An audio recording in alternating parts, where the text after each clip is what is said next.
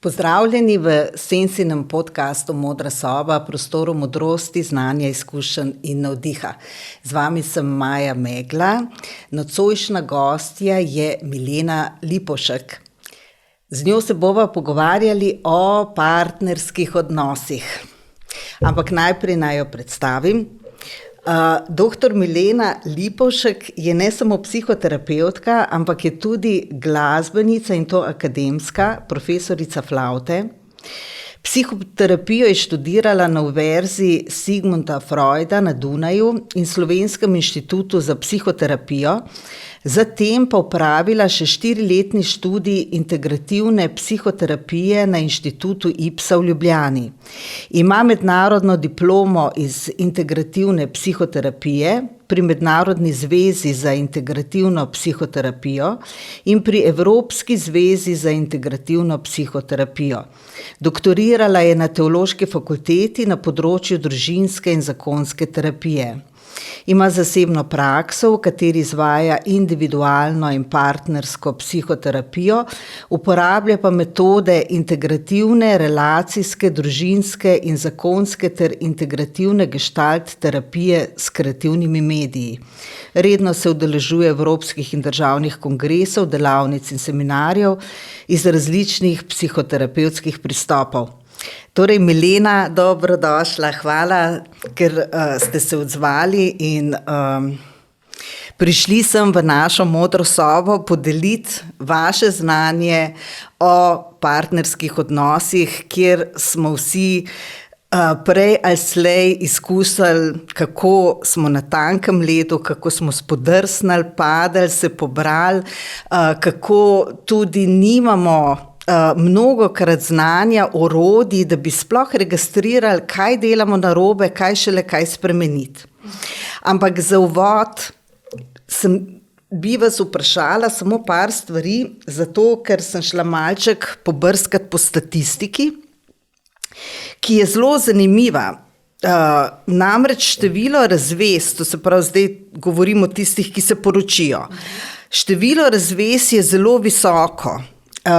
Po podatkih Statističnega urada Republike Slovenije je bilo leta 2020 sklenjenih 5214 zakonskih zvez, razvez je bilo 1774, kar je tretjina. Zdaj pa, če temu dodamo še tisti, ki niso pač zavedeni, ker niso poročeni in niso pa zavedeni, da so razvezani, to deluje kot precej visoko število ljudi, ki pač grejo narazen. Zakaj je temu tako? Oziroma, a je ta trend res v porastu? Kako se vi s tem srečujete pač v vaši praksi? Hvala za vabilo. Prosim. Sem vesela, da sem tukaj. Ravno zdaj sem pomislila, ko ste prebrali tole statistiko, da pa vam zdaj levira ne bom vedela povedati. Da sem pa prebrala, da je tudi veliko več porok, kot jih je bilo prej. Mogoče tudi en zanimiv podatek. Zakaj pa je več razvez? Ne vem, če vam bom dala kakšen pameten odgovor. Jaz namreč tega občutka z moje prakse nimam. V praksi to, kar jaz srečujem v zadnjih 10 letih, je kvečem to, da bolj ostanejo skupaj, kot se razidejo. Ampak seveda je to samo 1% parov, ki pridejo v terapijo. Gotovo, jasno, da je veliko tudi takih, ki jih terapevti nikoli ne srečamo.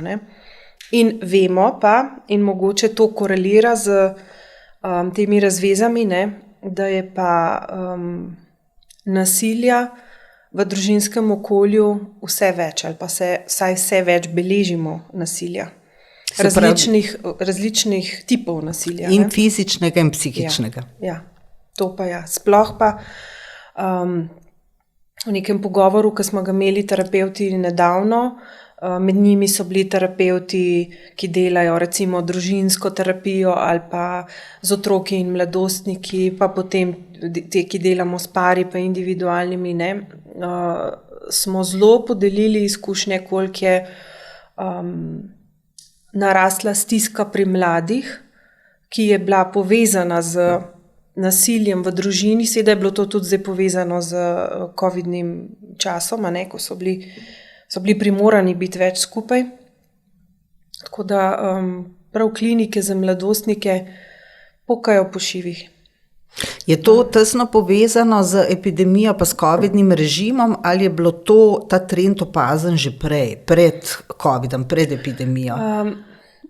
Ne vemo še, bi rekla, ampak porast je bil tudi pred epidemijo, ampak tako kot je pa zdaj in v času epidemije, pa pravijo kolegi in kolegice, ki delajo recimo na pedopsihiatriji ali pa kolegi, ki delajo otroško psihoterapijo, ki v okviru raznih društev ali tako je pa povpraševanje za 50% večje, kot je bilo.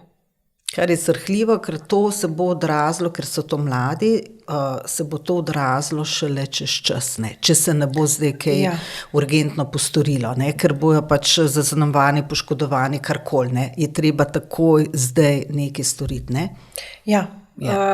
So pa kapacitete kar omejene, tako da upam, da bo tudi na državnem nivoju, mogoče zdaj, ko prihajajo volitve in pol kasneje, da bojo tudi kaj v tej smeri kakšno spremembo. Milena, kaj pa ta podatek? Ta mi je tudi všeč bil. Mislim, ne všeč, ne zato, ker mi je bil všeč, zanimiv mi je bil, ni mi všeč. To je pa statistika Eurostata, to se pravi evropska statistika, ampak za Slovenijo. In je podatek, da je v zadnjih 20 letih se najbolj povečalo število tistih parov, ki so se ločili po 15 letih zakona. Se pravi, nek long run, neki dolgometraši so nenadoma ugotovili, da pač ne gre več to, da so skupaj. Kako to, kako bi vi to pojasnila? Tako, da ko mine to obdobje, temu se rečem rajsko obdobje vsakega odnosa, nekih prvih parih let, 2-3, pa na to obdobje, ko imamo otroke, ko so majhni, pa je fokus potem, na otrokih ali pa na, doseganju nekih pozicij v službah, napredovanjih, mogoče gradnji hiš, kupovanju stanovanja. In v 15-20 letih običajno, zelo generalizirano govorim, otroci odrastejo in odidejo. In če par v tem času ni dovolj investiral v odnos, ostaneta med 4 stenami tujca. In ker so zdaj ženske po večini tudi neodvisne ali pa lahko poskrbijo zase, so zaposlene, opažam, da se največkrat za takšno ločitev v takšnem settingu odločajo ženske. In odhajajo iz nekega odnosa, ki jih utesnjuje, ker se počutijo mogoče malo na nivoju neke skrbnice, ki je skrbela prej za družino, za moža, ampak so pa tako, emocionalno, odnosno precej nenahranjene. Pa zadušene verjetno, tako pač čisto osebnostno, Ja, in ženske pogostokrat grejo potem v kakšno novo izobraževanje, tipa, tretje univerze ali pa pol se lotijo kakšnih hobijev, nečesa, česar prej niso mogle, ker so bile toliko preobremenjene. Grejo nekako v svobodo, Tako jaz to vidim pri takih parih. Predno prideva na težave naše, samo malček, če lahko osvetliva, kje so v bistvu viri ali pa izvori problemov, ker naše vedenje, obnašanje vsakodnevno ali pa v medčloveških odnosih in naše obrambe, to se pravi, kako mi reagiramo takrat, ko smo ogroženi, negotovi in tako naprej, to dvoje, ta dva parametra se vzpostavita v človeku, ko je otrok v tej neki primarni družini in s temi navajenostmi potem živimo dalje in jih mnogokrat sploh ne zaznamo, niti se jih ne zavedamo, recimo, tudi ne poznamo nečesa drugega, če je tisto edino, kar smo navajeni, naprimer to, da se rešuje probleme tako, da se dva dereta en na drugega, ne. Pač, če je to edino, kar poznamo, ko je problem, se začnemo dreti, ne. Nimamo pač nekih mehanizmov, kako naj stvari rešujemo. Ampak, a lahko malček bolj osvetlite to, kako se ti neki psihološki naši programi zgradijo, ko smo mi otroci?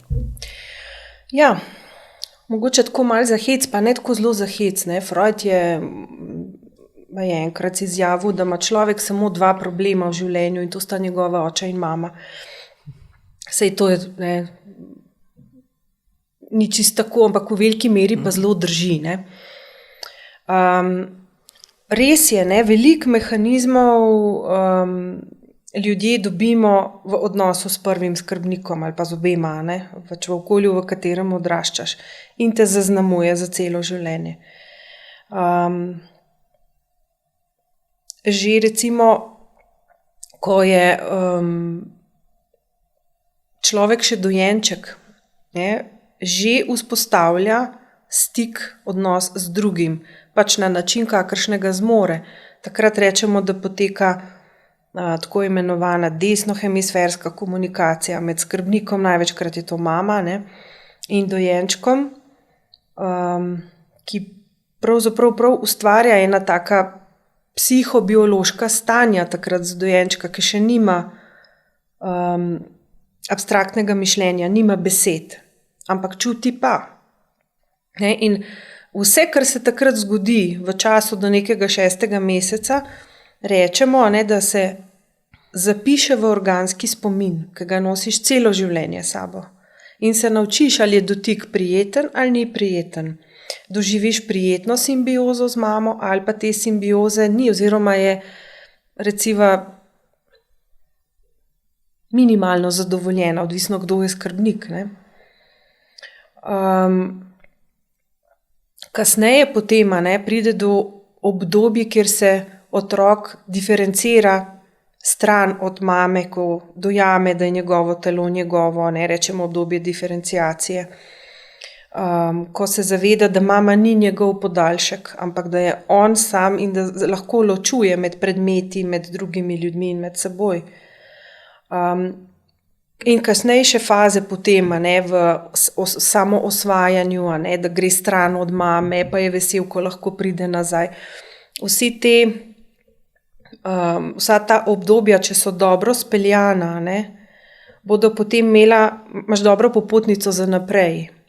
Tam, kjer pa nastanejo neke težave ali pa so bile kakšne poškodbe ali pa kakšna zapuščanja, se pa to potem kaže tudi kasneje, predvsem v odnosih v odraslejšem ali pa v mladostniškem obdobju.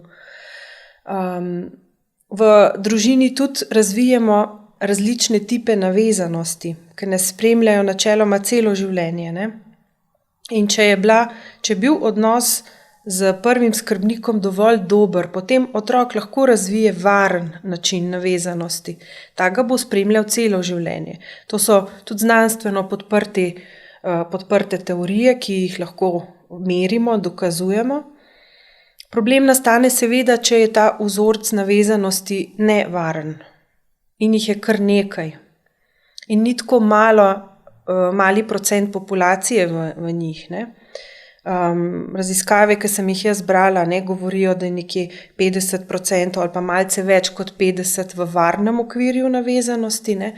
25 ali pa bom rekla druga polovica ali pa majčkeno manj kot polovica je pa v tistem okviru nevarnih navezanosti.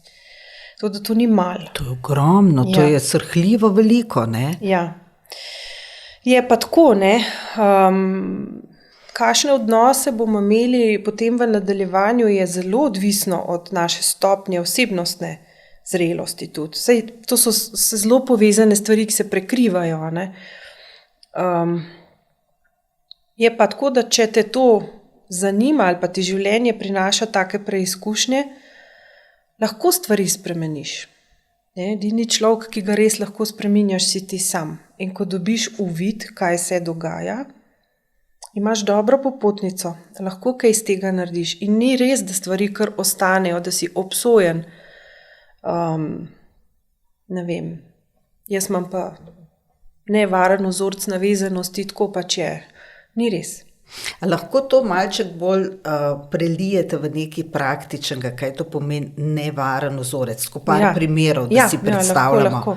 Mogoče najprej, kaj je varen, ne?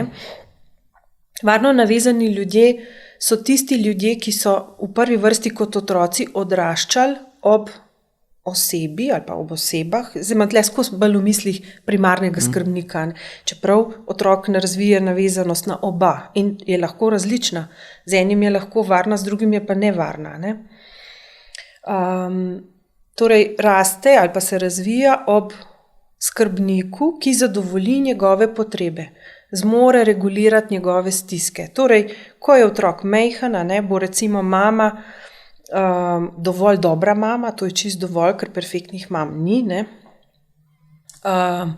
Se odzvala na otrokovo stisko, ga bo potolažila, mu bo dala občutek varnosti, zavetja, dobrega izhodišča in zatočišča, kadar to rabi. Ne? To je mama, ki zmore dati bližino, ampak hkrati tudi dopušča odmik, ne? Ga ne bo k sebi vlekla, če bo otrok hotel iti stran od nje. Ne? To tako zelo na hiter. Ne? Taki ljudje recimo v odraslosti so odprti k drugim ljudem, radi grejo v odnose, partnerjem in prijateljem puščajo svobodo, hkrati se pa zmorejo zbliževati, zmorejo bližino. Ampak dobro čutijo, kje je njihova avtonomija in kje je avtonomija drugega in drugega ne dušijo s potrebo po, ne vem, simbiozi, naprimer, ali pa da grejo v neko izogibanje, ne, kar so pač lastnosti drugih nevarnih tipov. Obenem, recimo, kar je zelo tako vidno, ne, je pri varno navezanih ljudeh, da se v stiski radi obrnejo na druge ljudi. Iščejo stik z drugimi, ker tam dobijo tolažbo, vejo, da imajo tam suport, da imajo zavetje, da jim lahko zaupajo, da je tam varnost. Nevarno navezani bo to malo drugače reševal. Ne? V nevarne tipe navezanosti pa v grobem ločimo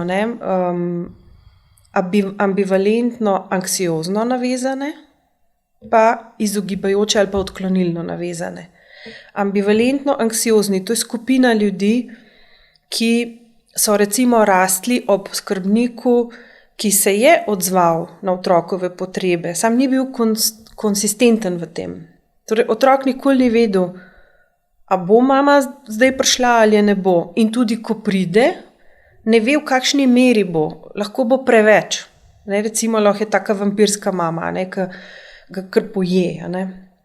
Ali pa kdaj je pa kar ni, pa se je nič hudega, če malo joka. Ne zazna, da ima stisko, ne zmore primerno regulirati. In taki ljudje so dostikrat se zatikajo v tako romantiziranje partnerske zveze, pogosto iščejo simbiozo, dušijo, ne, partnerji na drugi strani imajo občutek, da jih dušijo. Veliko bi se pogovarjali o čustvih, razreševali stvari, ne. Blazno jih je strah, da jih bo partner zapustil ali pa da bo počel za njihovim hrbtom, pa ne bojo vedeli, ne, da jih bo izdal.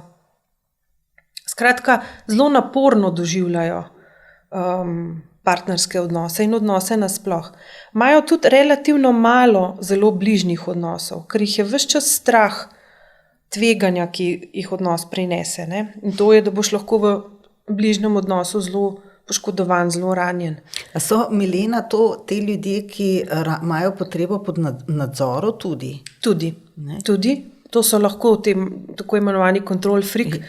In če tako malo generaliziram, v tem bazenu je največ žensk, to je bolj značilno za ženske, ne? Ki imajo pogosto tudi nek tak delovni model, notranji, jaz nisem v redu, ti pa si v redu. Ne? In iz te slabe slike o sebi ves čas iščejo potrditev pri drugem, neko potrditev, da me imaš res rad, pa me imaš res rad, ne? Pa reč mi, da me imaš rad. Pri čemer, ne, v ta tretjem tipu, kjer so pa odklonilno izogibajoči, je pa več moških. Tam so pa te, recimo, ki pomanjšujejo pomen odnosa na način, da se lahko zanesejo bolj samo nase. Tega so se seveda nekje naučili. Največkrat je to pri ljudeh, saj ne samo moški, saj so tudi ženske, ampak več moških, je to pri ljudeh, katerih starši ali pa skrbnik bližnji je zanemarjal njegove potrebe, ga tudi ni bilo doma, naprimer. Ali pa temu ni posvečal pozornosti, ali pa je dajal informacije, da moraš biti dovolj močen, da lahko, to boš pa že, ali pa nehi jokati, kaj jokaš.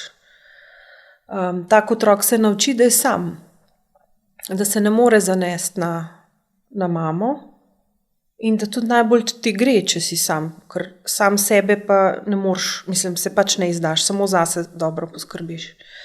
To so recimo pogosto ljudje, ki se zatekajo k cinizmu, k hecu, lahko recimo celo družbo držijo po koncu, ker so blazno zabavni, ampak nikoli pa ne pridejo v neko tako emocionalno povezanost. Tudi ne grejo radi v partnerske zveze, tako so bolj na recimo nekih seksualnih srečanjih, to jih recimo lahko jim da celo lažen občutek, da je to partnerska veza, zato ker je močno libidalna, recimo. Ampak ko libido zgine, se tudi zveza konča, jih pri tem nič ne drži in so lahko zelo velikokrat menjajo, nimajo tega komitmenta, za prisege ali ne zvestobe, to je drugo. Da se res obveže, da obvežeš, se zaveze. Ja, to je to. Velikokrat v tem stilu navezanosti je še en tak pojav, ki je dosti zanimiv, in sicer sindrom Petra Pana, tako ga ameriška literatura imenuje, v psihoanalitični ima pa to zame boljši naziv, pa tak puer eternus, večni mladenič. Saj so tudi večne mladenke, puele eternus. Ampak to je bil en pojav v 70 letih prejšnjega stoletja, ki so ga opazovali ameriški terapevti pri mladih moških. In ko so iskali razlago, zakaj je do tega prišlo, so nekako izpeljali, da je po obdobju avtoritarne vzgoje, ki je bila recimo v začetku 20. stoletja, okrog 2. svetovne vojne, pa pred njo, ko je bil moški glava družine in je bila tudi tako precej trda patriarhalna vzgoja, kot reakcija na to je potem prišla zelo permisivna vzgoja, ker se je otroku pa vse dovolilo, pa meje so bile precej prepustne ali pa celo zelo zabrisane in v takih okoljih so rasli mladi fantje predvsem, ker do punc so bila še vedno drugačna pričakovanja, še niso se čisto osvobodili tega patriarhalizma, do neke mere se ga tudi še danes nismo, kjer je za vse odgovornosti, ki bi jih mlad moški imel, poskrbela kar mama ali pa pač družina. In to so bili fantje, ki so bili lahko v službi po svojih poklicih zelo uspešni, pa tudi zelo zanimivi ljudje lahko. To so ponavadi fantje, ki imajo tako, ali pa moški s tako deško energijo in so zelo privlačni, ker jih tudi zanimajo take mladostniške stvari, tudi tako energijo nosijo v sebi. To je lahko 60 let star moški, naprimer, ki surfa, ki ima športen avto, ki se obleče zdaj tako malo karikiram, ampak nisem prav daleč. V usne in si kupi motor. Tako, ja. Ampak to so recimo moški, ki se zapletejo predvsem v težave, ko grejo v partnerski odnos. Zato, ker v partnerskem odnosu, spet po rajskem obdobju, ki je, rečemo, zelo tudi libidalno, zelo romantično in predvsem nima toliko obveznosti, kot potem, če dobi tak par otroke. Tam se pa začne nočna mora za oba. Ker tak moški iz odnosa išče izhode, ker mu je odgovornost in obremenitev, ki jo prinaša družinsko življenje, zelo naporna. Pričemer poudarjam, niso zdaj tudi samo moški, ne, v zadnjem času vedno več žensk tudi v njemu, ne, s tem, da pač ženske imajo biološko pogojeno vlogo z tem, da ko postaneš mama, si drugače udeležena v skrbi za otroka, saj v prvem letu, kot je to potrebno moškemu, ne, in tle je ta prostor za te izhode. To so recimo lahko moški, ki ničesar ne vejo, kar se tiče družinskega življenja, naprimer, kdo je pediater od otroka, kdo je vzgojiteljica, da je treba kakšne obrazce pošiljati, ne vem, vpis za vrtec, to vse ureja žena, ne. In to je potem seveda pripelje do veliko pritoževanj strani žene, a ne. Ženske se dostikrat grejo v smer tega kontrol frika, a ne, v ambivalentno navezanost, iskajoč to potrditev, a me imaš rad, a ne, on pa vedno bolj v izogibanje, a ne. Pa pride do zavozlanosti. Ja. Milena, jaz sem malček odbrala par takih, kako bi rekla, prepričanj ali pa vrednot, ne, ki jih vzpostavimo tekom življenja, pa to ni nujno, da je to lih iz primarne družine, lahko, ne vem, v mladosti pod vtisom nekih filmov ali pa nekih trendov, ne, ali pa pač že od nekod, ampak vzpostavimo neka prepričanja, kakšen naj bi odnos bil, ali pa kaj je bistveno, ali pa podlaga. No, in par njih sem odbrala, pa bi prosila, če jih lahko malo pokomentirate in osvetlite. Recimo, prvi ta, midva se nikoli ne prepirava. To pomeni, par želi poudariti, da živi v harmoniji, da se razume, da dobro očitno opravlja svoje delo, ne, to se pravi, ker gradi na harmoniji.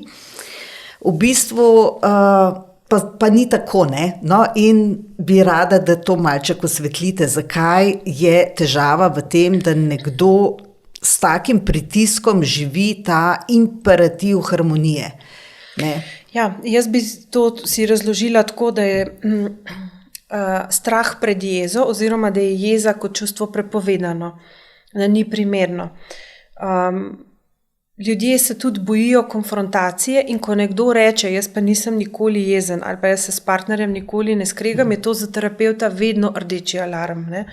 Tako kot recimo, če kakšen starš reče, ne vem, naš otrok je pa tako priden, da še vemo, ne, kar sam raste, sploh ne vemo, da ga imamo, toliko je brez težav. Tudi to je rdeči alarm, ne, ker mi vemo, da biti priden pomeni biti po meri drugega, kar pomeni, da z avtentičnim delom jaza ti nekam moraš iti in je prikrit.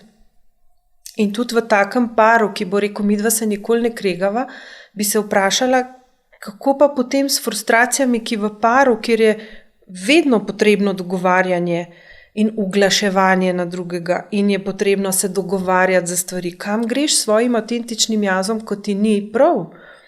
Ko bi recimo eno hribe, drug na morje, ali pa ko bi karkoli imate različne potrebe, različne želje. Ne? Ja, ali pa recimo zelo se zatika pri vzgoju otrok, naprimer, ne?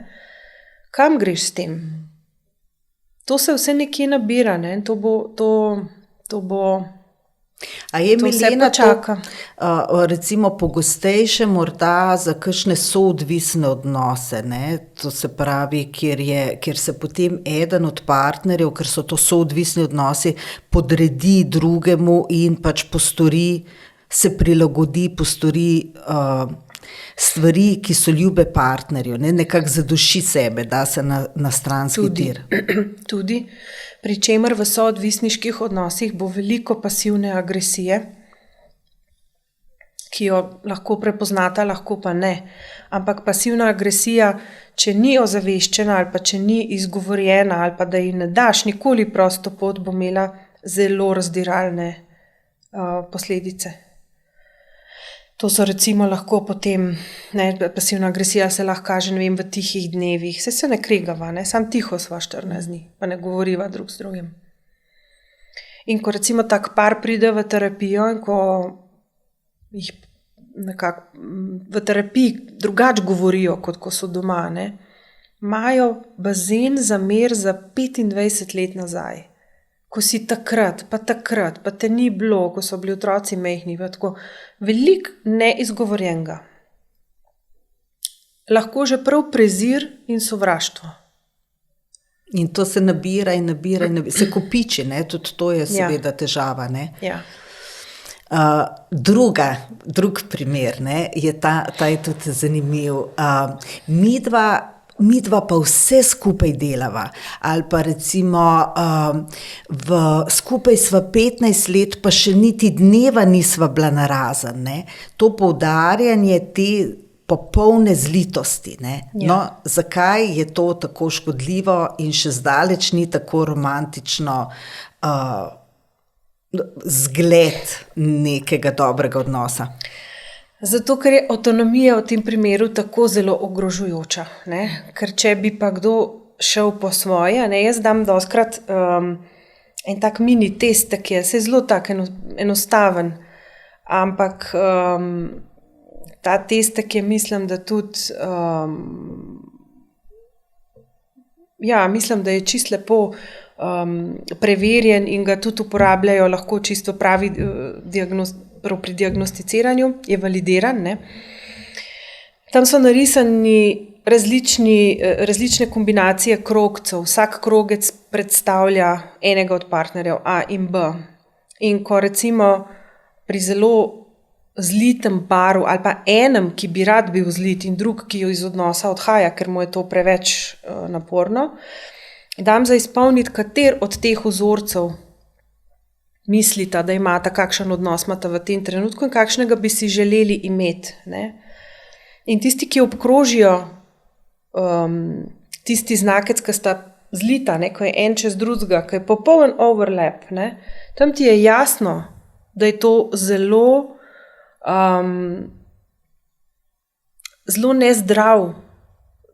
nezdravo dojemanje, kaj povezan odnos pomeni. V takem odnosu tebe ni, pa pričakuješ, da tudi njega ni. Vidva sta eno. To je simbioza. Ne? In če sta oba takšna, pa ne bo težav, pa je super. Ampak če pa eden ni, drugi bi pa rad to, bojo pa zelo velike težave. No, ampak tudi, če sta zlita popolnoma, recimo neko eno, ne, kako ne bo težav, zato ker karakterno ali pa po recimo nekih afinitetah, po hobijih, po željah, po potrebah nismo si enaki, niti en človek ni enak drugemu. To se pravi, vedno bo malček tega krogca, nekje bo nekaj štrlelo, ne. Ni kloniranega dvojčka, s katerim bi se ti prekril. To se pravi, je to nemogoče, ne. Eno se ne vzpostavi na take načine, ne. Seveda, mislim, to je tako, pari, ki tako funkcionirajo, ne, da imajo to eno, da vse počnejo skupaj, sej one dva drugih stvari, ki bi bile samo njune, ki bi spadale v to polje avtonomije, sploh nimata. To je lahko samo služba, pa ničesar več in tudi ne znata definirati, kaj bi to sploh bilo. Zato, ker že 20 let delata vse stvari skupaj. Problem je, če eden tega noče več, ali pa ne zmore, ali pa ne vem, bi rad kakšno spremembo v življenju. To je pa zelo ogrožujoče za tistega, ki v tem ostaja. Tretji tak, tudi klasičen je težava. Iskanje zaljubljenosti ali pa strasti. Ne? Se pravi, bolj kot te useka, bolj kot te spodnese, večja je stopnja te neke prave ljubezni. Ne? V bistvu gre pa za hormonalno stanje, za divjanje nekih hormonov, feromonov, s katerimi pač drugega začaraš, ne? Ampak kar je vse super, ni pa v tem vsebine, ne? Vsebino je treba zgraditi, ne? Vzpostaviti jo, negovati, ampak kljub temu je ta neka hrpenenje ali pa cilji po zaljubljevanju in po strasti v bistvu kot da poganjajo ne samo našo kulturo, ampak stoletja, ne? Mislim pač človeka skozi stoletja, vsej literaturi, umetnosti je to gibalo, ne? Ja, sej, to je ta romantiziran pogled na partnerski odnos, ki nekako se je pojavljal že v, ne vem, 15. 16. stoletju s trubadurstvom, a ne? Ampak prav res pravo mesto je pa našlo v dobi romantike, ne? Ko je bil partnerski odnos zelo zromantiziran, torej ta zaljubljenost in ta ljubezen, ki večno traja in je skozi rožnata. Dejstvo je, da nekateri ne zmorejo dolgotrajnih odnosov, zato ker dolgoletni partnerski odnos je vselej nekje na poti racionalna odločitev. Ko se ti odločaš, da partnerja sprejmeš z vsem, kar on je, kdor on je. Torej z lastnostmi, ki ti sploh niso všeč ali pa te zelo nervirajo, in z vsem tistim, kar vidiš, da ima in je dragoceno. In ko sprejmeš, če res sprejmeš, se ne pritožuješ. Ok, zakaj so eni zmožni sprejeti, drugi pa ne? Zakaj so eni zmožni te širitve, da sprejmejo drugega v celoti takšen, kot je, eni pa niso. Iščejo to neko kemijo telesa, ki je oni v sebi samem doživljajo, ne? Skratka, tako, vedno novo drogo, bi rekla, če se grobo izrazim, ne? No, sej to tudi je lahko, ne? Poznamo tudi odvisnost od odnosov, ne? Ampak se mi zdi, da to, kar ste zdaj vprašali, je zelo povezano s tem, kar sem že v začetku rekla, z osebnostno zrelostjo, torej zrelostjo osebnostne strukture posameznika.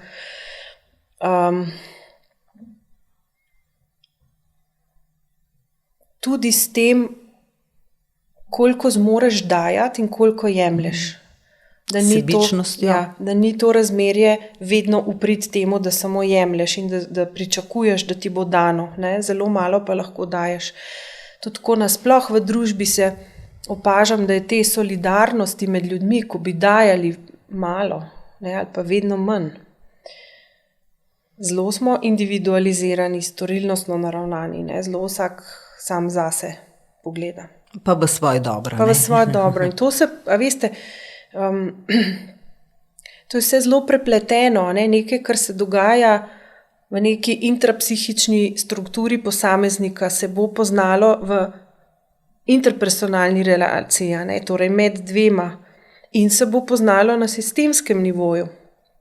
In obratno, kar se dogaja na sistemskem, bo prišlo v nas, a ne? In se bo poznalo na medosebnih odnosih. Sistemsko mislite družbo? Družbo, ja. Evo še en je tak, ki je tudi zanimiv, ne? Ki je tako zelo pogost, oziroma bolj pogost, kot bi mislili, da je. Moja ljubezen ga bo spremenila ali pa jo bo spremenila, ne? Se pravi, neka naravnanost, ki je zelo izrazita pri vseh potem odvisnostih, ko pač imajo opravka z odvisniki, ne? In z gorečo, potrpežljivo ljubeznijo poskušajo premakniti partnerja v to, da se odloči za spremembo, zdravljenje in karkoli takšnega. Ali pa je enostavno lahko recimo nekdo ta večni mladenič, ne, neodgovoren, sebičen, skrbi za svoje želje in potrebe, in je tudi ta naravnanost z ljubeznijo, seveda se ga bo oblikovalo v nekega odgovornega človeka, ki bo skrbel za družino in tako. In tega je zelo veliko. Je, ne? Se mi pa zdi, ne, da to so tako velikokrat ljudje, ki imajo močno izražen driver, temu rečemo, ne, gonilnik, ne, please others, ne, da zadovoljiš vedno druge. Meja, ne, za moje pojme, mora biti vedno tam, kjer sebe puščaš na cedilu. In če tega ne prepoznaš v tej želji, da bi, partner pa končno uvidel, pa spoznal, pa da če bi nehal, me tepst ali pa pit, pa če mu bom povedala, pa če bom ustrajala, ne. Hkrati pa ne prepoznam, da s tem, ko ostajam v takem odnosu, ekstremno slabo delam s sabo. In da imam v prvi vrsti lojalnosti do sebe vedno manj, z vsakim dnem.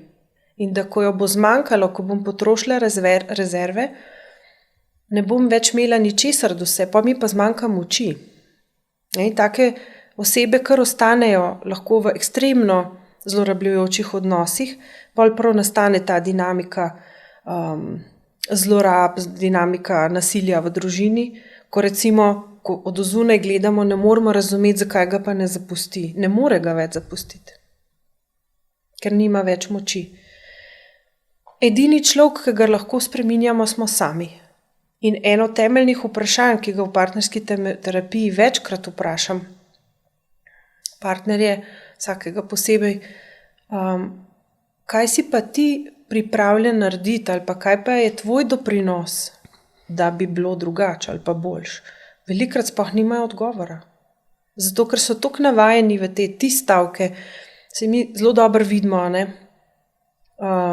vse, kar nas pri partnerju moti, pa kaj bi bilo dobro, če bi on malo drugače, pa bi bilo pa boljš, ne. Ampak, ko pa je pozornost usmerjena v mene, kaj pa jaz lahko, da bi bilo drugače, rabijo pa včasih veliko spodbude ali pa razmišljanja, ker je to zelo drugo polje, ki se ga redko dotaknejo. Tam se začne sprememba. In upamo, na partnerskem odnosu, da če bosta oba doprinesla k temu, da spremenim ali pa dodam jaz, pa dodaš ti, in če nama uspe razmišljati tudi v dvojini, ne samo v ednini, kot da sva dva solista, potem ima odnos možnost.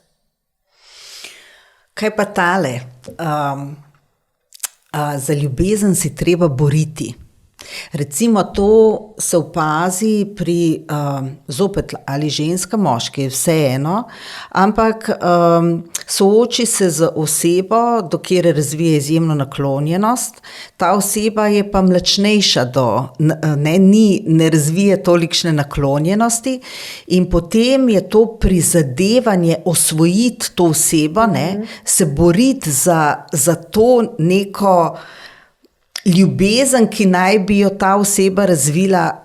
To so tudi take bližnjice za nam reka katastrofo, ker to je prehuda beseda, ampak da bojo pač ljudje ranjeni, To se pravi ta naravnanost, da se za ljubezen bori.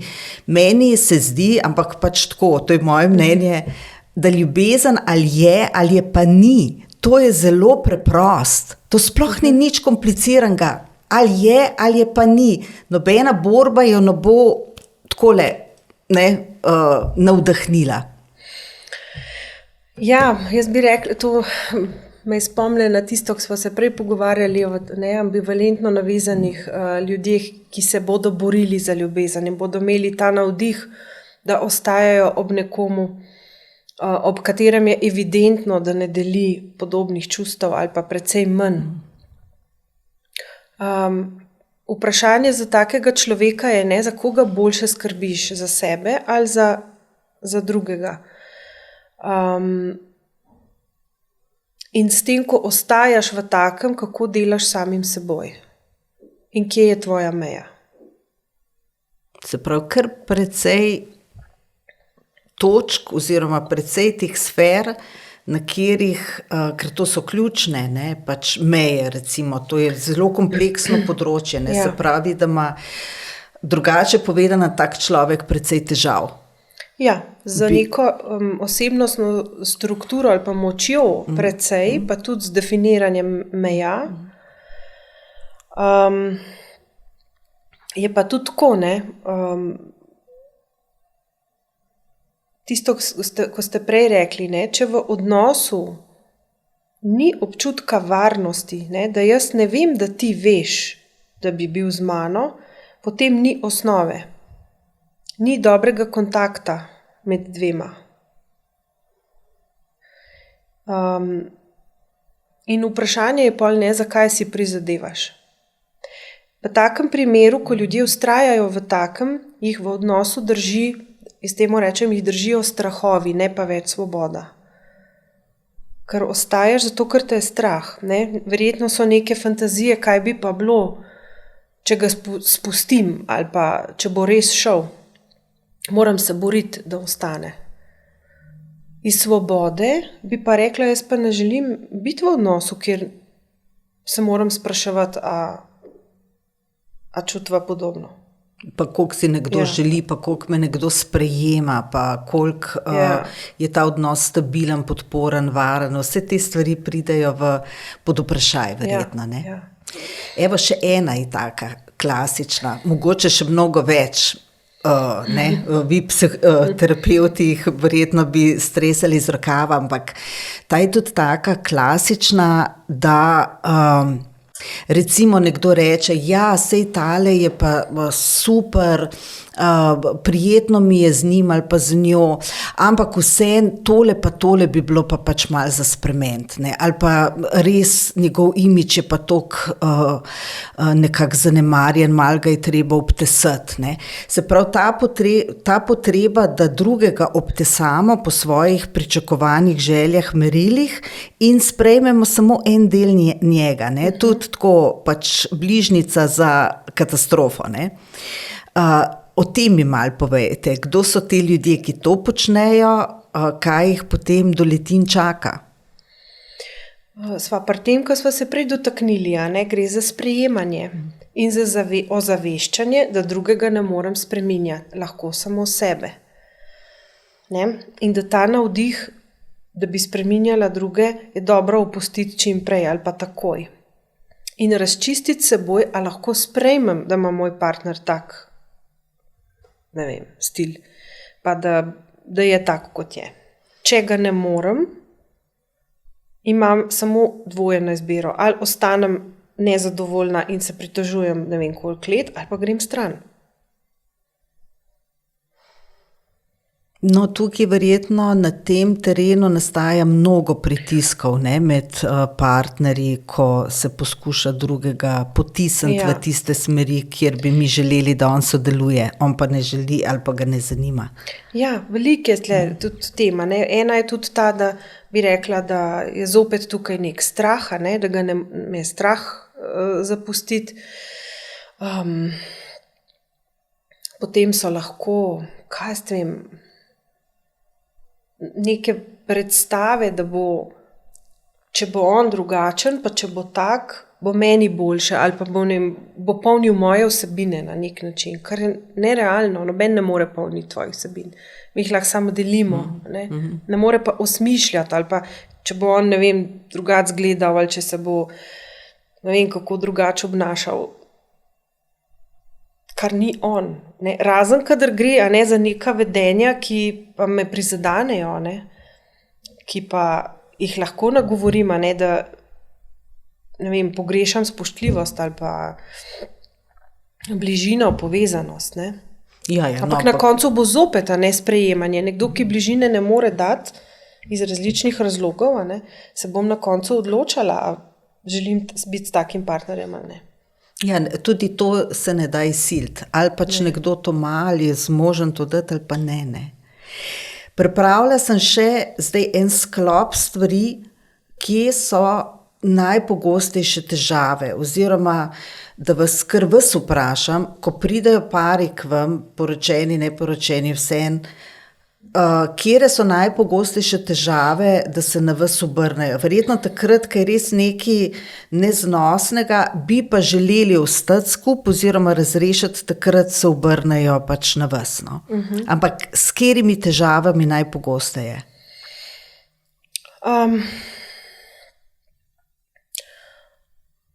Dobro, take velike nezvestobe,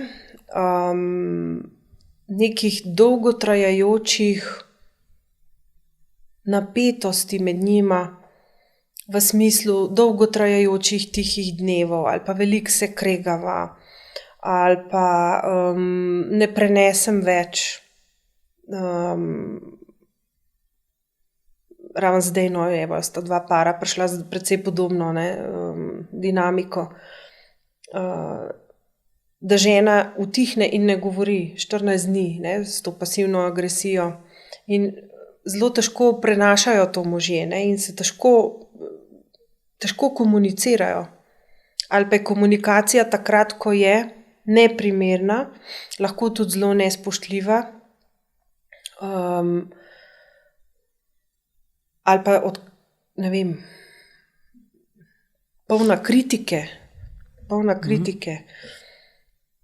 Ampak tukaj verjetno, Milena, bi bilo potrebno dodati, ne vem, zdi se mi, da pa so lahko kdaj takšna obdobja, da nekdo pride v neke turbulence ali pa v neke izjemno intenzivne transformacije notranje, zaradi česarkoli, in da se malček umakne, da takrat ne komunicira, da rabi neko notranjo osamo za pač ne to zdaj, da traja mesec, ampak za nek krajši čas, da si sploh pride na jasen, kaj je z njim, Verjetno je pa to nekaj, kar pa je treba dopustiti, ko grejo ljudje čez neke take stiske. Ja, seveda. Sej, načeloma še nisem srečala take težave, mislim, da se tle ljudje kar razumejo, da če recimo, nekomu umira starš, naprimer, da je seveda v drugačnem razpoloženju kot sicer, to se razume, ampak gre za neke stanja, ki jih težko razumeš, zakaj se partner tako odmika ali pa ne govori ali pa je tako slabovoljen ali pa stresa, jezo in nezadovoljstvo name in na otroke, ko pride domov. Nikoli ne slišimo nič lepega, samo pritoževanje in kritiziranje. Sej lahko rečeš, da to izhaja iz neke njegove frustracije in nezadovoljstva, ampak partner ne zmore več. Ampak ni teh težav z komunikacijo v bistvu največ, da ne znamo, niti ne znamo prisluhniti, niti ne znamo izreči, niti ne to, kar so potrebe, želje. Kaj šele, če so kakšna težka čustva, ker sploh ne vemo, kako povedati, da namo, pa kar zaruhnimo, pa ven pademo. S temi regulacijami imamo verjetno zelo veliko težav. Veliko ljudi se recimo zelo boji konfrontacije in se zelo boji jeze partnerja. Pogosto naslavljamo ali pa se pogovarjamo o tem, da eden od partnerjev večkrat ženske kot moški, ampak ni pa to pravilo. Recimo zelo veliko deluje pomeni, da se vede, razmišlja, tudi čustvuje lahko, iz nekega otroškega stanja, ego stanja rečemo, ne pa letom in situaciji primerno. A lahko primer? Ja, recimo, nekdo, ki je v otroškem ego stanju, naprimer, če mečkam samo zadje povem, o tej teoriji, ker se lahko zelo uspešno aplicira na katerokoli drugo področje tudi. In tako super. Rada podelim z vsemi, ki pridejo v terapijo, velikokrat rečejo, da jim zelo pomaga.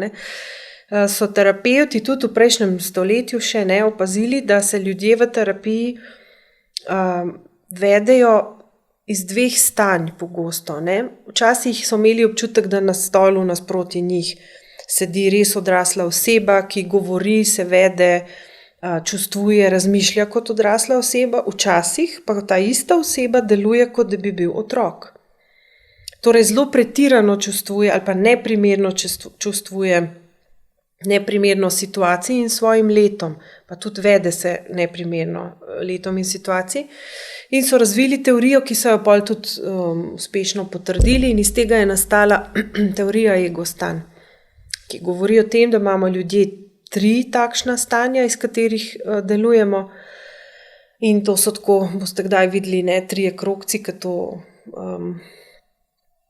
ponazarjajo.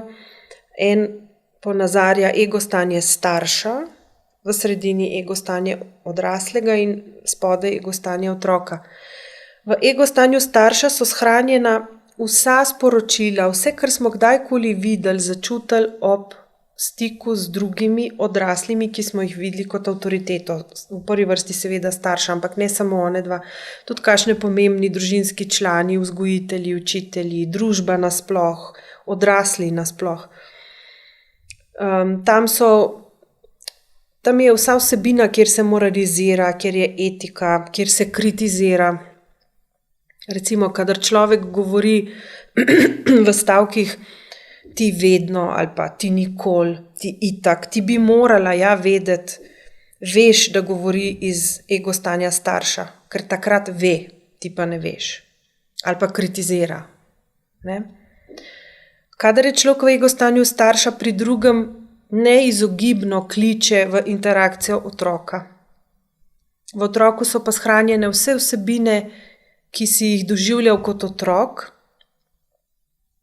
pa ni bilo nujno, da so jih odrasli verbalizirali, večina je neverbalnih, to je lahko bil pogled, ali pa kar vedel si, kaj je prav, pa kaj ni narobe, pa noben nikoli ni izgovoril. Ne? In teh vrst otroških stanj je več.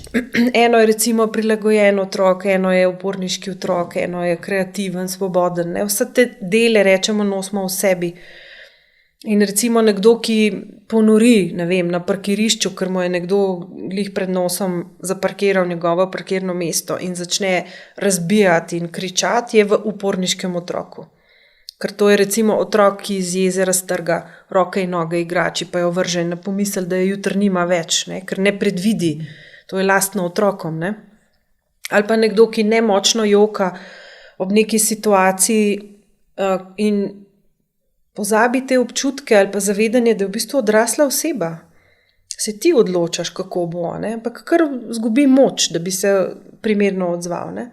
In v terapiji si želimo čim bolj krepiti ta odrasli del nas. Ne? To pa je del, kjer razmišljaš, čustvuješ, se vedeš kot odrasla oseba, svojim letom primerno in se tudi primerno na situacijo odzoveš. In to spodbujamo ali pa tudi naslavljamo v partnerski terapiji, takrat, ko vidim, da recimo eden od partnerjev pogosto deluje iz ego stanja otroka oziroma iz starša. Nekdo, ki ima pričakovanja, se bi pa morala vedeti, ali pa to so lahko tudi take bolj fine ali pa bolj, rečemo, prikrite transakcije, Če sva se že velikrat skregala, ne vem, da je razmetan, pol niti ne rečem, zakaj nisi pospravila, ti bi pa morala vedeti, ampak rečem, ta soba je pa razmetana. Zelo nevtralno, Seveda psihološka puščica leti na ti nisi, že spet. In človek, če se tega ne zaveda, se tako tudi odzove. In se začne kregati, pa ti cunja vzem, pa se ti nič nisem rekel sem samo, da soba ni pospravljena, a mogoče ni res. In ga težko na besedo ujameš, Ampak kaj lahko s tem naredimo, je, da poskušamo vedno, se to zdaj teorija, ampak včasih tudi v praksi pomaga, seveda. Da poskušamo čim večkrat iti v odraslega. No, v tem primeru, kako bi odrasel? Ja, res je razmetana soba. Ali pa, a jo pospraviva? Ja, popolnoma druga, kako bi rekla, energija, druga naravnanost, A veste, nekdo, ki gre recimo velikrat v tako tišino, pa ne pove, ne vem, večkrat ženske,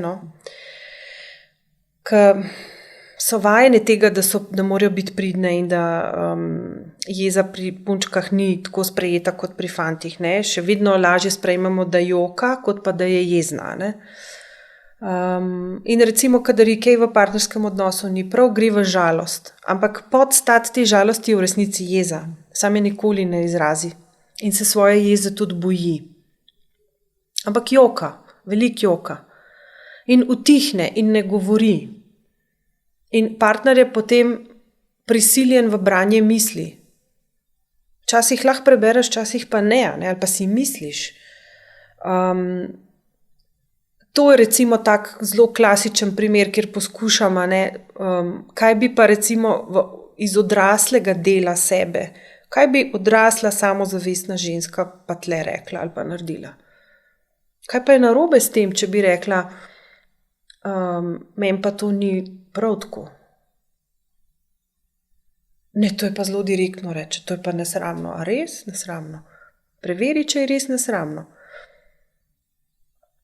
Kaj pa, Milena, ta odtenek, da v teh, kako ste rekla, tihi dnevi, no, pač v tem pasivno-agresivnem stanju, ko nekdo utihne in je pač v molku, drugega ignorira, koliko je lahko recimo v takem obnavedenju tudi nek manipulativen pritisk na drugega, da se ga recimo ali kaznuje, ali pa da se ga s to zelo neprijetno atmosfero, ker to je zelo neprijetna, da se ga prisili, da on potem stori tisto, kar bi želeli, da stori. Ne? Skoraj vedno. Aha. To je taka klasična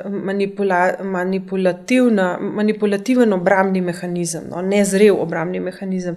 Tudi namen tega je, da ko utihnem, te kaznujem. In to je recimo tudi ena najhujših kaznih, ki jo lahko drugemu daš, sploh pa, če je to otrok in če to dela recimo starš.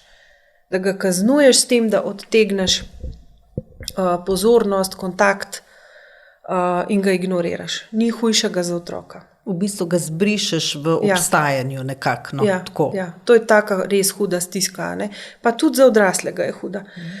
In tudi v eni vrsti partnerske terapije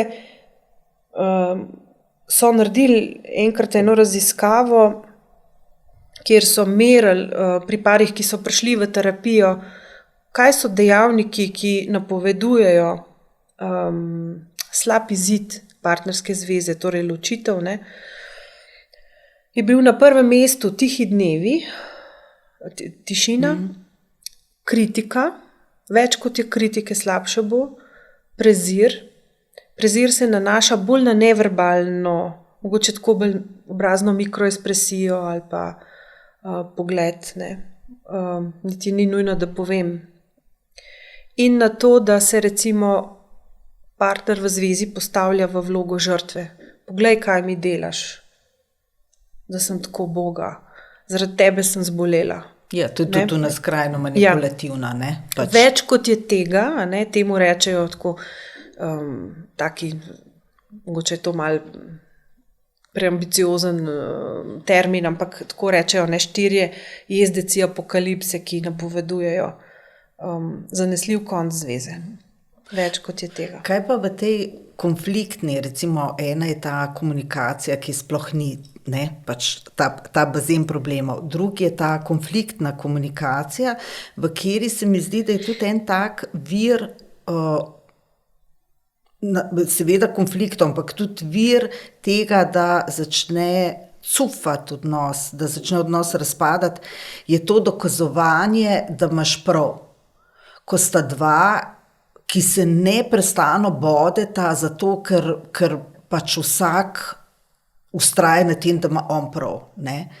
To je neka resno, kako bi rekla, nemogoče je na ta način plutno. Ja, zdaj sem tako pomislila, rada si sposoben kar iz glasbe. Če bi bili recimo v glasbi, ne, v simfoniji, 2 temi, ki bi radi bili glavni, 2 melodiji, ne? In se nočeta prilagajati drugi. A melodija bi bila rada hitra, glasna, pa ne vem, uglašena tam pa tam. Ta druga bi bila pa rada bolj tiha, pa bolj počasna. Kako se bosta zmenili? Če boste tako skupaj nadaljevali, ne bo harmonije, ampak bo neuglašeno, to ne bo za poslušati. Ne? Umetnost, ali pa, če si sposojam ne iz glasbe, ne, harmonija in prijeten občutek nastane takrat, kadar se 2 temi izmenjujeta. Najprej je ena glavna, druga spremlja in jo želi spremljati, spremljajo na podporen način in potem se zamenjata, ne? In potujeta v istem času, torej v istem ritmu, v istem tempu, v isti glasnosti. Ko ena gre glasneje, gre druga glasneje, potem je to perfekcija. In to je lepo. Sicer pa je to neko razglašeno, razglašen ropot, ki ni za poslušati. In verjetno je v partnerskem odnosu zelo podobno. Če se ne morava slišati in prilagoditi, predvsem, kadar zmanjka te ljubeznivosti in spoštljivosti, kar je lepilo za partnerski odnos, po mojem. Besede zelo bolijo, to pač res ugaša ljubezen. Tole ne vem, če je zgodba, ki bi jo lahko uporabili točno zato, kar midve zdaj govoriva, ampak zdajle me je prešinila, no. Sem bila pred nekaj leti, sem potovala v Indiji in zbolela in me je en zdravnik spravil na noge, ampak sočasno sem pa ugotovila, da me je precej okradel z računom, ki mi ga je izstavil, No, in potem sem bila pač tam v enem templu in nekako začnem misliti, kaj naj naredim, zato, ker jaz vem, da me je ukradel, in to nemarno, vem, da me je ukradel, ampak če bom reagirala, si lahko nakopljem res veliko problemov, No, in v tem me prešine, Maja, ni vsaka bitka vredna boja. In to mi je bilo tako olajšanje, ni vsaka bitka vredna boja. In to je tudi v partnerskih odnosih.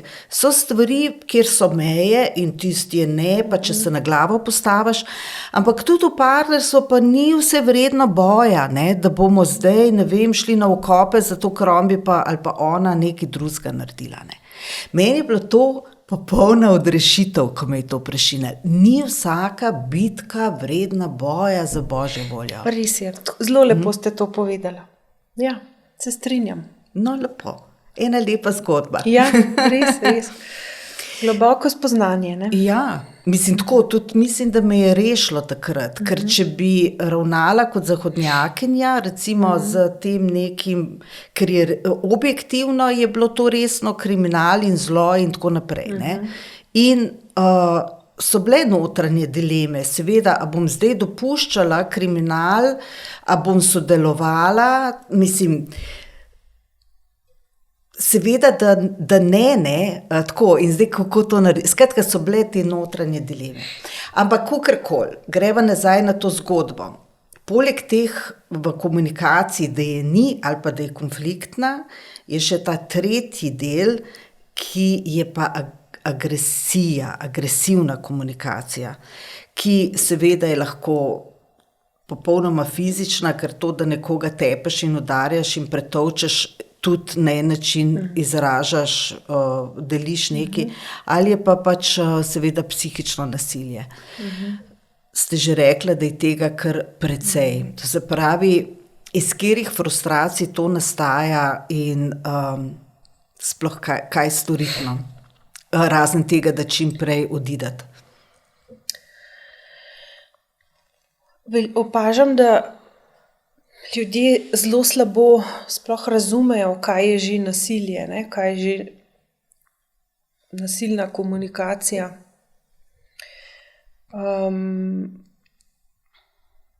Jaz to razumem kot poskus nadzora nad drugim, da je pač po moji meri,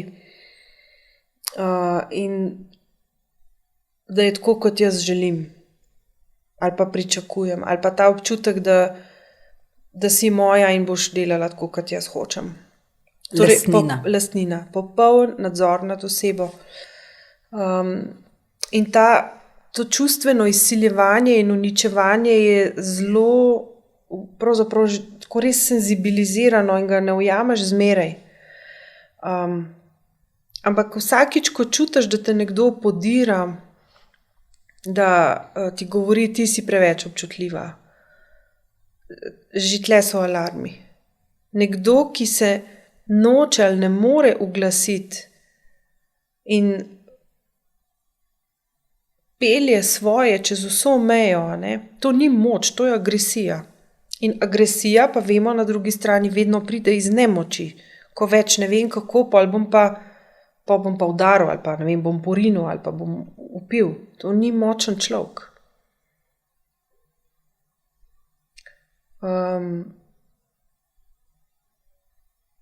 Nekaj takih primerov sem že imela, ko je šlo tudi za hujše oblike nasilja, fizično nasilje, tudi za spolno zlorabo. To so pa zelo, zelo težke stvari. Tudi včasih je potrebno kakšne druge službe vključevati, pomagati žrtvam, da sploh razumejo, sploh kaj se dogaja, da imajo možnost odločitve, ne? Da lahko drugače narediti varnostne načrte kdaj z takimi ženskami. Ampak ni pa lahko, no. To so pa zelo lahko in velikokrat so pač odvisniški odnosi, ne. Pa zelo zapleteni za razrešiti, ne? Ker ne gre samo za psihološko neko razreševanje, ampak da gre recimo oseba iz strani takega odnosa, ste rekla, druge službe, verjetno neka varna hiša je potrebna, ali pa še mogoče spremeniti okolje, spremeniti službo, prepisati otroke, ne? Verjetno je to zelo, zelo zapleteno. Ja, tle se zgodi en tak pojav zanimiv, ne, ki ga v terapiji imenujejo mejna pozicija. Skoraj vedno se zgodi, no. Gre za to, ne, da človek, ki recimo živi v takem odnosu, ali pa ne vem, nekdo, ki je recimo rastel v družini, kjer je bil čustveno zelo nenahranjen, zelo zanemarjen čustveno, nekako je lačen ljubezni, pozornosti, ali pa na drugi strani varnosti, ne, če gre za nasilen odnos. In si tega želi, ali pa celo sanjari o tem. Ko pa se temu približa, ali pa se mu celo zgodi, na primer odnos, ki pa je ljubeč, ko te pa res nekdo ima zelo rad, in si na tem, da prestopiš čez v to polje, ki si ga vedno želel, in stojiš na tistem robu in pokukaš čez in ne veš, kako je, ker tam še nisi bil, se obrneš in greš nazaj v tisto, kar sicer ni fajn, je pa varno. Varno je pa zato, ker je poznano. V tem kaosu se pa jaz znajdem. Podoben pojav je recimo pri zapornikih, ne, ko so v zaporu, pa lahko 20 let sanjajo, kako bojo prišli ven iz zapora in kaj se bojo, pa ko pridejo, se tako ne znajdejo, da še zanalašč naredijo kakšno kaznivo dejanje, da se spet lahko vrnejo v zapor, ker je tam varno, ker poznajo. In to delajo tudi žrtve. Jaz sem imela enkrat eno gospo, no, če sam povem, pred leti že, ki je prišla sem 2-krat.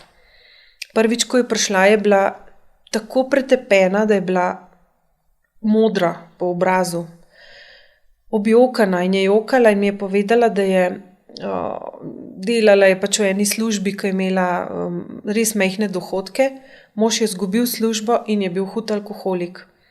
In ona je s tistimi malimi dohodki družino, 2 otroka sta imela, ona je preživljala družino, on je pa prišel vsak večer in razgrajal in jo moril in pretepil pred otroki, skratka bil zelo tudi nasilen. No in tisti večer, pred tem, ko je prišla, je ona dolga leta si je želela, da bi kupila novo dnevno sobo pohištvo. In je šparala. Od svoje plače je, ne vem koliko let, je dajala pač nek znesek na stran.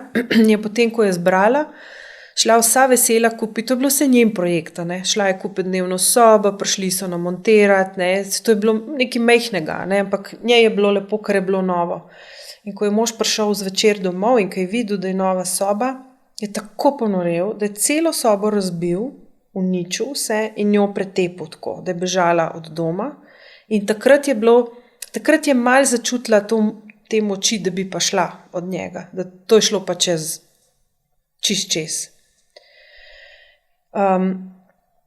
In ko je prišla, sva se zelo pač o tem pogovarjali in tudi na CSD-ju je bila že zjutraj, in tam so jo takoj nagovorili varno hišo in prepoved približevanja možu in tako.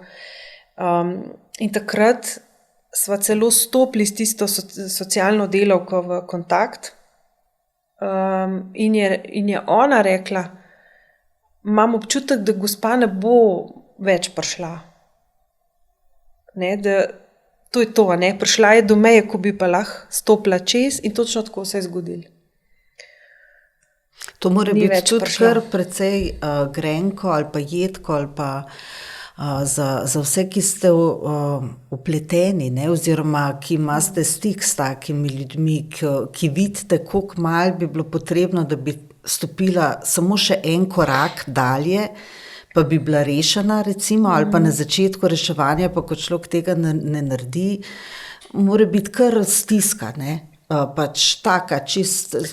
Je, mislim, jaz res verjamem, da ima človeško telo, recimo, ima vgrajen mehanizem samozdravljenja. Jaz v to res verjamem.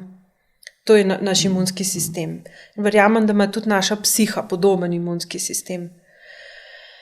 In recimo zdravila, seveda pomagajo, ampak na koncu bo vedno 1%, ki bo pa odvisen od tebe, od tvojega imunskega sistema. In če ne boš ozdravel. In podobno je v psihoterapiji. Mi lahko, odpremo vrata ali pokažemo, lahko smo sopotniki na tej težki poti, ampak motivacija pa mora biti tako močna, da to lahko človek sam. Ker noben ne more namesto tebe. In ko tega zmanjka, jaz to mogoče take korelacije delam, z imunskim sistemom, ko tega zmanjka, ti nobena kemoterapija več ne pomaga. Nič ti ne pomaga. No, dobro, da ni tega toliko, recimo v družbi ali pa v odnosih, mislim je, ampak da ni tega toliko. Vseeno pa imamo manjše težave. Recimo ena od teh je neodgovornost.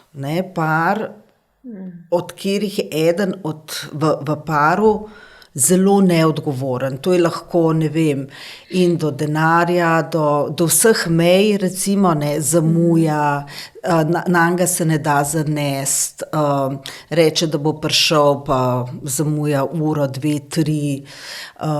Tako, živeti s takim v odnosu je zelo negotovo, ni tega občutka, se ne, da bi morali biti v ne vem kakšni varnosti, ampak tako, da človek ve, s čim ima opravka, v katerih parametrih se suka čez dan.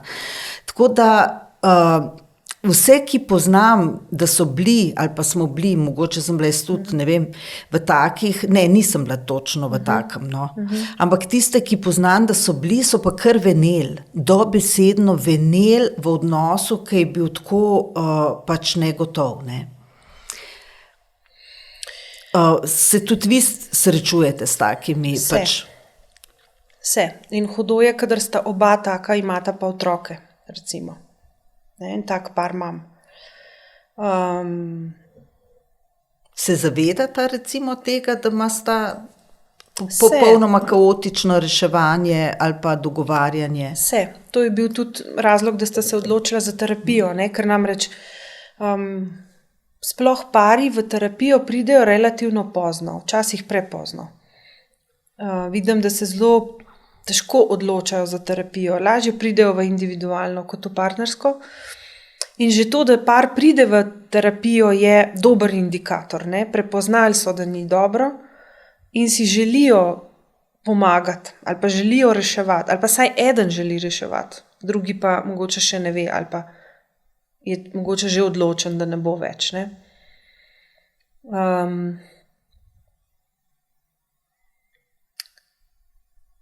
Je težko delo, zaradi tega, ker menim, da je to zelo povezano z osebnostno zrelostjo.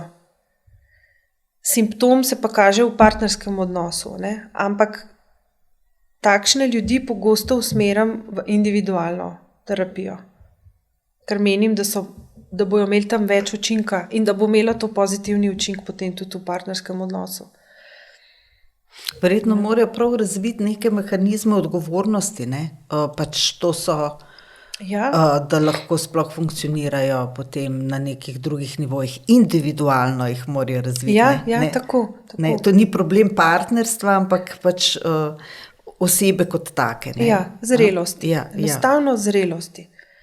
Da razumeš, da, ne vem, recimo v tem primeru, da če si se odločil imeti otroka in družino, da je to tvoja dolžnost poskrbeti. Ne samo zato, da imajo za jesti pa za obleči, ampak za vse drugo. Milena, kaj pa tele? To sem zasledila, da celo so začeli knjige na to temo pisati, kar prej tega ni bilo, da težave z denarjem. Recimo, da nekdo zasluži mnogo več kot drug, ali pa da je nekdo skopuški v odnosu, drug je pa radodaren v odnosu. Ne? Tako težave z denarjem na mnogoterih ravneh, ki so lahko tudi predmet izjemnih konfliktov in celo odtujitve in razhodov verjetno tudi, ne? Ja, lahko. Tudi je tako, vidim, kako imajo ljudje pač različne vzorce, pa ne, jaz to vidim kot nek vagon, ki ga prineseš s sabo iz svoje primarne družine. In teme okrog denarja so zelo pomembne teme. Tudi tako vidim, ne, v družbi je to še vedno tabu, ne, kdo zasluži pa kako je z denarjem. In velikokrat govori, kadar se par krega okrog denarja, je velikokrat tema zaupanje oziroma nezaupanje, kako je s tem, ker je pač partnerska tema, ne, ampak simptom je pa v tem, kako se kregata okrog denarja, ali pa imata popolnoma ločene račune, ali pa celo sploh ne vesta, kako kdo zasluži. Ali pa bi nekdo rad imel recimo nadzor nad finančnim pritokom enega, ne, ali pa bi določal, kaj se kupi, pa česa se ne kupi. Ne. Gre tudi za neko spoštovanje, a ne do drugega. In ne malokrat je to tema, ki lahko pripelje do konca. Ja, kaj pa, če nekdo zelo skopuški, drugi pa zelo zapravljiv, radodaren, ne? En je tak joie de vivre, ne? Veseljak, ki rad troši in uživa življenje, drugi pa varčuje in si ne privošči, se odteguje, ne? To je tudi nemogoča kombinacija. Ne? Težka, ne? Ampak a ne, jaz vedno rečem, kjer je volja, je pot. A ne? In če je tvoja prioriteta, da partnerski odnos ostane ali pa da ti je to toliko pomembno, boš našel načine, kako boš prilagodil. Se bova zmenila, kako, da bo obema v redu. To verjetno res. No, imam še par takih, ki so tudi tako, recimo, različni pogledi na vzgojo in starševstvo. Ta je tudi verjetno ena od takih tempiranih bombic za konflikte, pa za spore. Ne? Kakšen, ki je strog, drugi je mehkejši, ali pa en bi otroke, drugi ne bi imel otrok. Skratka, to je tudi verjetno en tak bazen nevrotike. Je, pa tudi vera. Sem že imela recimo v terapiji nekajkrat že, ko recimo je bil en partner iz ene vere, drug iz druge in sta dobro shajala, dokler ni bilo vprašanje, kako bo pa z otrokom. Če bova imela otroka, ne. Je recimo en rekel, jaz pa ne želim, da hodi s tabo v tisti tempelj, pa da je vzgajan v tem kontekstu. Partnerka je pa rekla, jaz pa ne morem sprejeti, da ne bi bil. Zame je pa pogoj, da bo. In se nista uspela zmeniti in je bil to potem tudi povod za razhod. Toliko močno, ja, seveda. Je, toliko močno. Se pravi, da ko pridemo, ko trčimo na to, da so neke vrednote, ki jih doživljamo kot temeljne pri sebi, ne, da so popolnoma različno od partnerjevih, verjetno ni mogoče, ne? Težko, res težko. Pričemer, ko gre za otroke, se mi zdi, da je najbolj potrebno gledati, kaj je dobro za otroke. Ne da svoje vrednote poskušaš uveljavljati, da je to na prvem mestu. Vedno je dobrobit otroka na prvem mestu. In če ne zmoreta tega videti, ali pa da gresta čez otroka, je to mogoče tudi če za kakšno vključitev, kakšne druge službe lahko že zrelo, neodvisno v kakšne razsežnosti to gre. Ja, ampak če se pri temeljnih vrednotah ne moreš srečati ali pa da so diametralno nasprotne, si težko predstavljam, da najdeta skupni jezik. Ne. Kaj pa ta, recimo, še čustvena odtujenost, ne?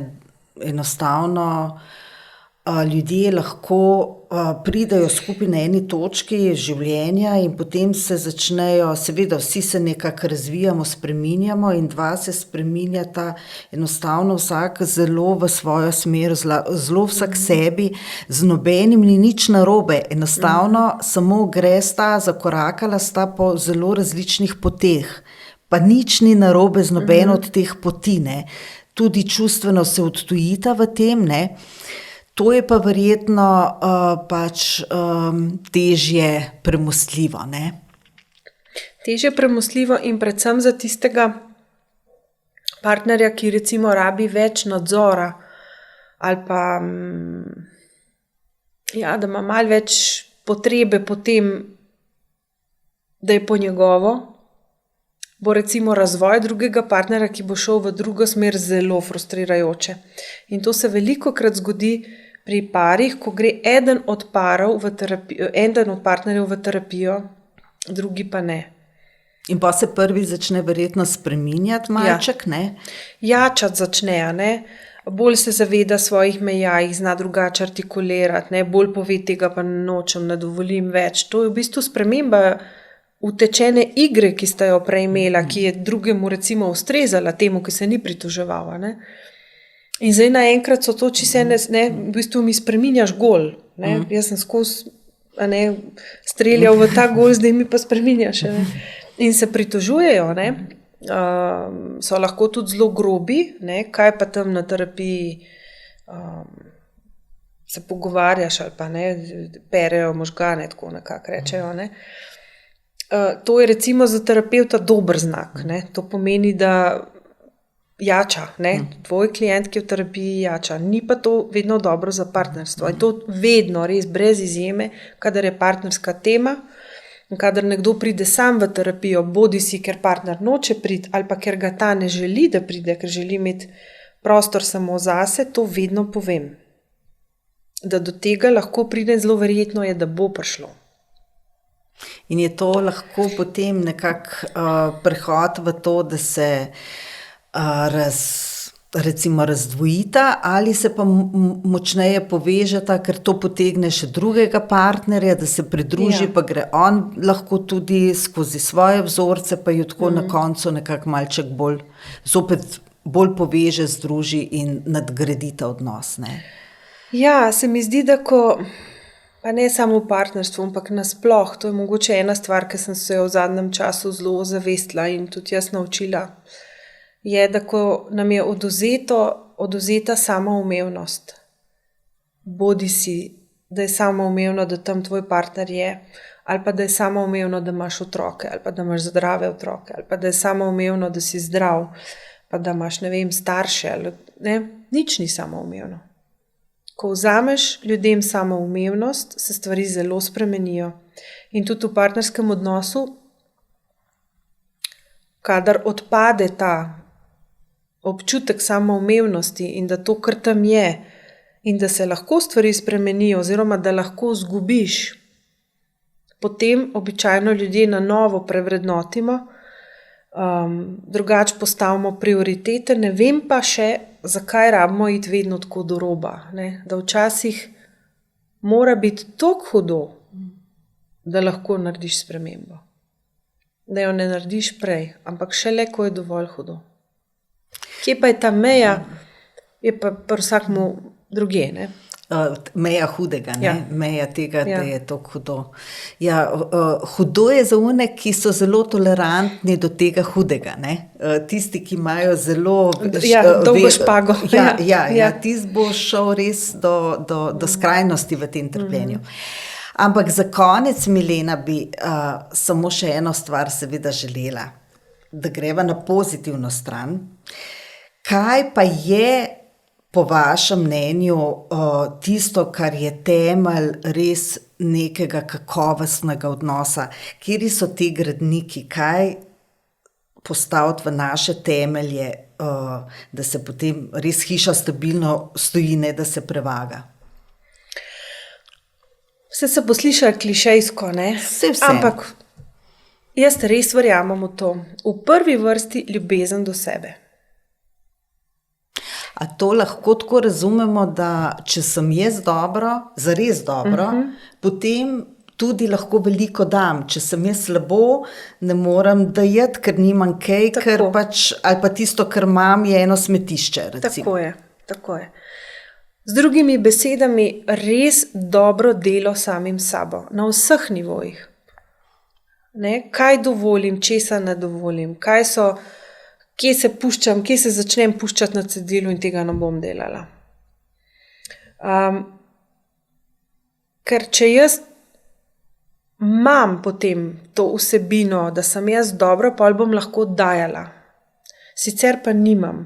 In potem se ujamem v vse te bolj patološke vzorce, v smislu, ali da pričakujem, da bo nekdo mene polnil, da mi bo nekdo osmišljal življenje, brez partnerja sploh ne morem, kar ni nič res, moje življenje ni odvisno od partnerstva, ne? Ali pa naše življenje ni odvisno od partnerstva. Se pa včasih ujamemo, ne, v te strahove, da ne bomo zmogli ali pa da nas je strah. Tudi mene je bilo, da ne bom zmogla. Ampak lahko. Kje so pa vsem potem meje med to lastno polnostjo, ko smo celostni, polni in seveda iz tega dajemo, in na drugi strani vsebičnostjo. To se pravi, vsem je za nek odnos, ko smo mi polni, razviti, celostni in tako naprej, za neke zdrave odnose ali pa plemenite je pa vsem potrebna poleg tega še ena mera sočutja, tega spoštovanja drugega, sprejemanja drugega, takega kot je, ne?